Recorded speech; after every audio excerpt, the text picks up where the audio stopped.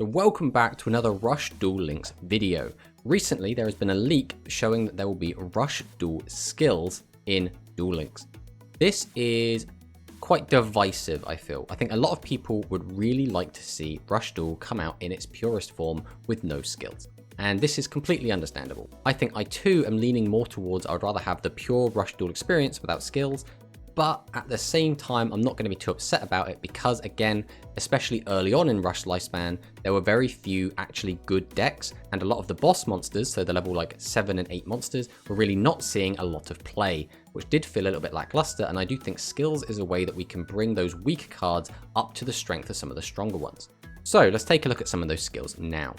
So, skill 1 can be used before you normal draw if you control no monsters on your field and your opponent controls a level 7 or higher monster on turn 4 and onward. One of the cards from your normal draw this turn will be a legend monster from your deck. This skill can only be used once per duel. So, it's got a bit of a weird restriction on it. Your opponent has to control a level 7 or higher monster and it has to be turn 4 or onward. But then you get a legend monster from your deck. Now, early on, this is probably just going to be Blue Eyes White Dragon or Dark Magician, so it's not going to be that big of a deal, but as we go through and we do get more powerful legend monsters, this could be pretty useful. Does this break the game? No, I don't really think so. Being able to pull like a Jinzo out of your deck, and that will potentially just allow you to win the game, but that does mean you will have one less normal summonable monster in your hand, so it also could brick you. So I do think this is pretty balanced as well as a skill can go, but we'll have to see how it goes. Let's go into the next skill. At the beginning of the duel, add something to your deck / extra deck and shuffle it. There are multiple skills like this, but for different cards. So I imagine this will be a generic skill that a lot of the characters will start with, just adding their boss monster to your deck, or maybe adding a fusion monster to your extra deck if they have one. This kind of skill will usually let you play a character and use their boss monster even if you haven't managed to pull it from some of the packs. So I don't dislike it as a bit boring, but I get it. We'll have to wait and see if this will let you go up to 4 copies of a card. I doubt it, but I suppose we never know. And also this could be used as a way to soft restrict cards by not having them be available, but instead having them only available via this skill. For example, you could have a skill like this, but it adds Dark Revelation to your deck, but you have no other way to get Dark Revelation. It's not in any of the starter decks, it's not in any of the booster packs. You just have to get it using this skill. And that could be what they're going to use this for. Next up, skill 3 can be used before your normal draw if you control no monsters on your field and your opponent controls a level 7 or higher monster on turn 4 and onward. One of the cards for your normal draw this turn will be Prima Gitana the Shining Superstar. So the same restrictions as skill 1, but instead of getting a legend monster, this gets Prima Gitana the Shining Superstar. So again, decent if you want to turbo out your boss monster.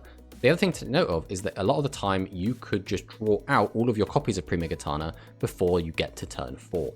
Now, it's not necessarily super likely to happen, but it can happen, in which case I guess a skill like this will just kind of fizzle. So, again, I think it's fine. I don't think this is like too broken. I think maybe if you could get specifically Dragius to your hand, that might be a bit too strong, just because Dragius is a very, very powerful and oppressive card, Prima Gitana less so.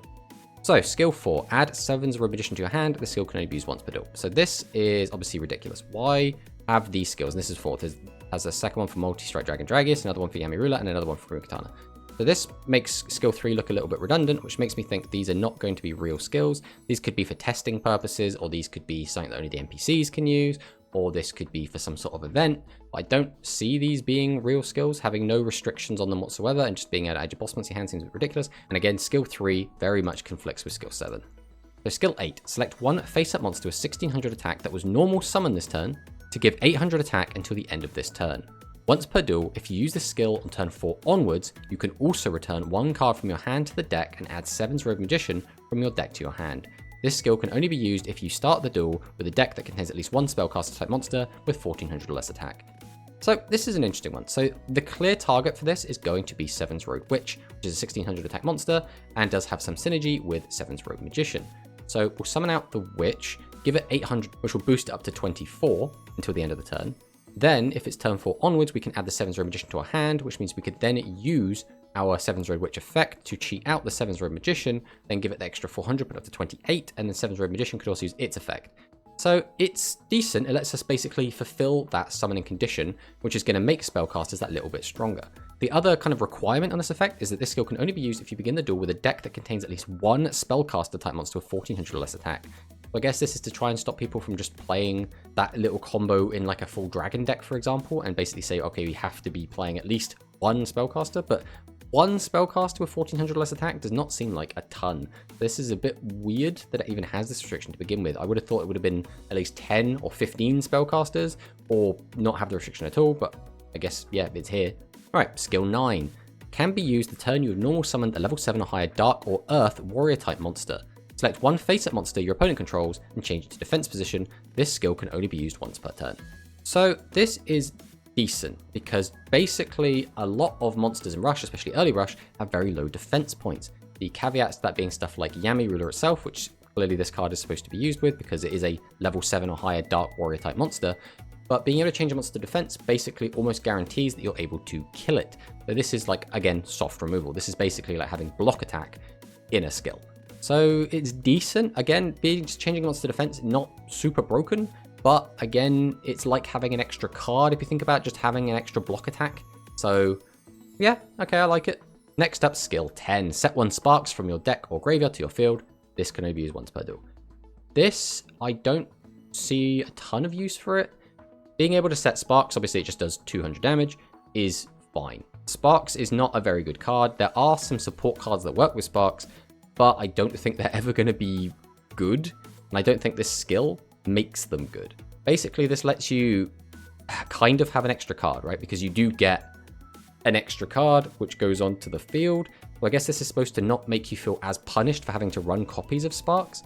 Maybe if you're like, oh, I'll just play one Sparks, it'll be the Garnet in my deck. I'll use this skill to get it out. And then it's like I'm not actually using it in the deck because I don't have to waste a draw on it. So, I don't know about this one, but maybe the jank players out there can make something work. Next up, we have skill 11. Now, this is a skill I actually do quite like. Set one blue medicine from your hand to the field and draw one card. This skill can only be used once per duel. So medicine is going to be a kind of deck type when we do get to fusions. There are many cards that do let you recycle blue and red medicine. So being able to use one of the blue medicines in your hand and basically set it onto the field and then draw a card does let you kind of gain a little bit of value from it, which is pretty cool. The medicine deck has always been very fun. I don't think it's ever been particularly, not very strong, but it's good enough. And I think that's kind of a good spot to be in. So just being able to gain advantage is pretty good. It's a shame this is only once per duel, but if it wasn't once per duel, you would draw your entire deck out in one turn. That's fully understandable. Next up, skill 12. Set one Seal of the Ancients from your deck or graveyard to your field. This skill can only be used once per duel. Now, Seal of the Ancients is not great. Pay 1,000 life points, look at all face down cards on the field, then return to the original position. This is basically terrible.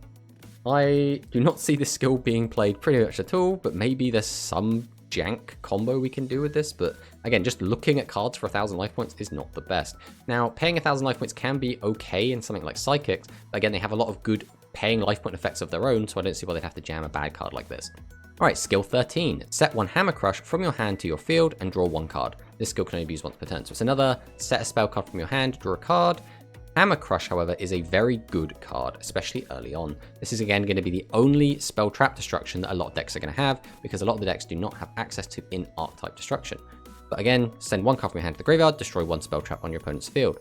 So if we set this, we get to draw a card, then we can use that card we've drawn as the cost for the requirement of this effect, and then destroy a spell trap. Again, Hammer Crush is going to be seen in any deck that isn't exactly Dragons or Spellcasters, it doesn't have exactly Dragons or Spellcasters in it, so might actually see some play.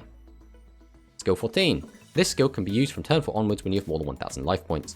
Select one level 5 or level 6 monster you control. The chosen monster gains 500 attack and can be treated as 2 tributes for the tribute summon of a monster in attack position to the end of this turn. Monsters you control cannot attack directly the turn you use this skill. This skill can only be used once per duel. But this is okay. I don't know why you have to have more than 1,000 life points, but whatever. This acts as a really good consistency tool because basically we can treat a level 5 or 6 monster, which again, a lot of decks aren't going to be playing 5 and 6 monsters, so I don't really see this being super useful. Maybe for on Fire Guardian, which is just a 2100 dragon monster. We could treat it as 2 tributes and get out one of our bigger monsters. Not being able to attack directly seems like it's directly kind of countering Dragius, because Dragius is a really good boss monster that can kill your opponent's guys and then get at them directly, so this kind of stops that. But if you're not playing Dragius, I guess, or if you're not trying to summon out Dragius and you just want to build a really good board, this can be good for that. Also, this lets you get out 3 big boss monsters, because again, if you want to summon out 3 monsters that level 7 or 8, you have to summon 2 monsters, tribute, that's 1 slot taken, 2 monsters, tribute, that's another slot taken, then you only have 1 slot left over, which means you cannot get out 2 monsters, tribute them both for a big monster. You have to use something like Monster Reborn, or you have to have a monster that can be treated as 2 tributes, such as this in skill 14. Next up, skill 15. This skill can be used once per turn on turn 2 and onward. Reveal a dark spellcaster type monster with 1700 or more defense in your hand to add 1 Dark Magician or Dark Magician Girl from your deck or graveyard to your hand. Then send 1 Dark Spellcaster type monster with 1700 or more defense in your hand to the graveyard. This skill can only be used if you begin the duel with a deck that does not contain any monsters except normal monsters or monsters with less than 2500 attack. So the restriction is very harsh. Basically, we're not allowed to play this with Yami Ruler, we're not allowed to play this with Dragius and anything like that. Which is fine, I guess, because again, we want restrictions to try and persuade people to not use those cards in just every deck. So this could be like a fun Dark Magician type deck, but again, Dark Magician's always going to be very inconsistent whenever you're playing a deck that revolves around a 1-of, because Dark Magician is a legend card, which does kind of suck when it's going to be the centerpiece of a deck. Now, the way the Blue Eyes decks have been getting around this is they have a lot of cards that are able to treat themselves as Blue Eyes White Dragon. We'll have to see if Dark Magician gets the same treatment in the future. Alright, skill 16. Can be used the turn you normal summon a light aqua type normal monster. Select 1 light aqua type monster on your field whose total level equals 10 or less to gain 700 attack. This skill can only be used if you begin the duel with a deck that contains only aqua, normal, or level 6 or lower monsters, including at least 15 light aqua type monsters and at least 1 level 7 or higher aqua type effect monster. So the number of restrictions on this skill is ridiculous, right? Only aqua, normal, level 6 or lowers. So again, any aqua, any normal monster, any monster that's level 6 or lower. So it's not restricting that to only being aqua normals that are level 6 or lower. Including at least 15 light aqua type monsters and at least 1 level 7 or higher aqua type effect monster. So first off, 15 light aqua monsters, if this was using the Duel Links deck size of 20, that would be 3/4 of your deck. So that almost soft guarantees that we're going to be seeing 40 card decks. But again, this has to be played in what? Almost pure aqua deck. We have to be playing our boss monster. So again, that's fine. But the effect itself can only be used when we normal summon a light aqua type normal monster. Then we can select any effect or non-effect and any number light aqua type monsters on our field whose total level equal 10 or less and give them 700 attack. So we can choose our level 8 Diankito, who is a 2500 attack monster, and boost it up to 32. That's probably the most useful way to use the skill, and that in itself is going to be pretty good because this is the perfect way to use skills in Rush Duel Links, I think, which is basically saying you have to play this in archetype, which again, we want to be seeing players using the full archetypes ideally, and it does weaken one of the weaker monsters. Now, Diankito is not necessarily the worst boss monster that we have access to, because again, it's a 2500 attack, and its effect is not completely useless, which is just discard a card, gain 1000 life points. That is actually not terrible. Now, it's not Dragius, it's not Seven's Road Magician, but it's not bad. There are a lot worse monsters in the game, but being able to boost it by 700 attack does let it deal with things that maybe the deck couldn't deal with. It lets it get rid of maybe a Blue Eyes White Dragon, which can be really, really cool. But this is the sort of skill we want to be seeing, but maybe not exactly this. Next up, skill 17. So can be used to turn you normal summon a level 2 monster on turn 2 onwards. Set 1 Climax Finale or Lullabind from your deck or graveyard to your field. Then if you have 1000 life points or less, you can gain 1000 life points. So this is pretty cool. So Climax Finale is pay life points equal to the number of psychic type monsters in your graveyard times 100. 1 face-up psychic monster on your field gains attack equal to the number of psychic monsters in your graveyard times 100 till the end of the turn. So you pay life points and then the monster gains the same attack as the life points you paid. And Lullabind, if you have 2 or more face-up psychic monsters in your field, change 1 face-up monster in your opponent's field to face-down defense position. So this only works when we normal summon a level 2 monster on turn 2 onwards. So a lot of the psychic monsters are level 2 or lower, so that's fine. We have to summon them in attack mode, but it does give us 1000 life points, which means we can use those life points to pay for Climax Finale, so that is at least something. So again, it's a way to kind of just get an extra card, can be useful, can kind of get you out of a bit of a tight situation, and it does give you a choice of 2 cards, which is decent. This doesn't just restrict us to getting just one, we actually get to choose whichever one's going to be better for the situation. And then finally, skill 18 can be used before your normal draw if you control no monsters on your field and your opponent controls a level 7 or higher monster on turn 4 and onward. During the draw phase, instead of conducting your normal draw, you can add Diankito, the Boogie Master, and Seahorse Carrier from your deck to your hand. This skill can only be used once per duel.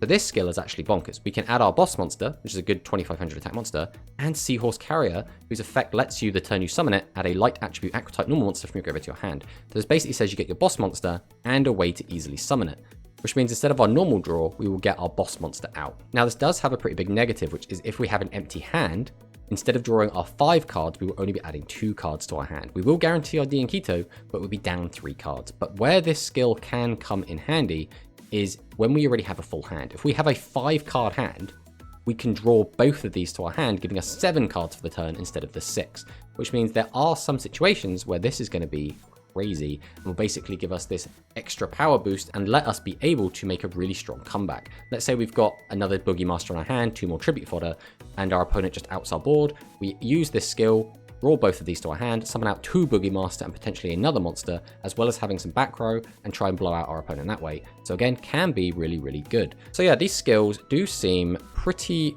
okay. I think some of these skills seem better than others, but that's obviously how things are going to go. It's interesting to see that the only skills that we've seen leaked are Aqua skills, so Mimi skills. We also have some of the other main character skills, but we haven't really seen anything else just yet. But we are not seeing skills that boost our other weaker boss monsters. For example, Battle Shark Samagelon, it would be really good to see this card get some sort of boost. At only 2300 attack, this card is basically garbage. If we have our field spell out Umi, we can get this thing up to 25, which is okay. But even then, its effect is still very, very weak. It would be cool if we had a skill that maybe let us change attack position monsters to defense position monsters with this card. Or a skill that just gave this thing an attack boost so that when we use Umi, it gets above that 2500 threshold and actually makes it kind of threatening. So another monster that could really use some love is something like Ridercross. So again, its attack is only 2100, which is very, very low. Again, not going to be super, super useful. And then its effect to shuffle 2 spellcaster type monsters from our graveyard into the deck. Again, that effect is counterintuitive to what we want to be doing with our Dark Revelation and our 7-0 Magician, and special summon up to 2 level 5 or lower spellcaster type monsters face up from our hand to the field. Again, not very useful. Maybe if we had a skill that could just add 2 level 5 non-effect spellcasters from outside of the game to our hand when we have Ridercross out, would make this card seem a lot better, because now we basically just get to +2, summon them out, and then maybe tribute them off of something else, which can make this card actually seem a bit more viable. Another card that could maybe use some love is Max Raider. It's just a 2400 attacker that doesn't do anything. It's basically just terrible. So having a skill that would maybe boost this and maybe let it do something else really cool would be cool. Right now, the only skill we have that really works with this is going to be skill 9, which can be used when we have a level 7 Dark or Earth Warrior type monster, which again, Max Raider is a level 7 Earth Warrior type monster. But changing a monster to defense mode is okay, but again, why would you play this when you have access to Yami Ruler, who is just so much better? I think the only other card from the very first set, being Hyperspeed Rush Road, that I would like to see get a skill is Diabolic King Beetle. Maybe if your deck just contains a bunch of level 1 monsters, we can just use the skill to send maybe 3, maybe 5 cards from our deck to the graveyard, just to try and fill it up to try and get King Beetle going. But that's pretty much all we have to say about this. The skills are interesting. This basically has confirmed that we are having skills in Rush Duel Links, which again, I think a lot of people are really going to dislike.